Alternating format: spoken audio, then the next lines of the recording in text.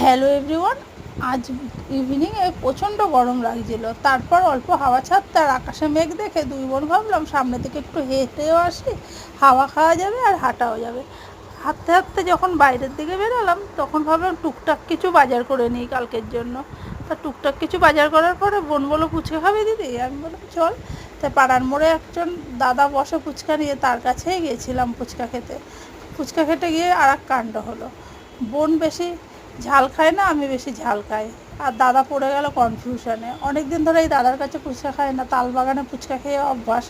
তাও দাদা ঠিকঠাক করেই দিয়েছিল, কিন্তু দু একটা ফুচকা খাওয়ার পর আর খেতে ভালো লাগছিল না দুই বোনেরই। গরমে আমরা অতিষ্ঠ হয়ে গিয়েছিলাম। তারপরে 10 টাকা করে ফুচকা খেয়ে দাদাকে 20 টাকা দিয়ে বাড়িতে চলে আসলাম। আর টুকটাক কিছু বাজারও করেছিলাম, কিন্তু বাড়িতে ফিরে যখন হাওয়া দিচ্ছিল তখন ভাবলাম কেন আসলাম, আর একটু ফুচকা খেয়ে আসলে ভালো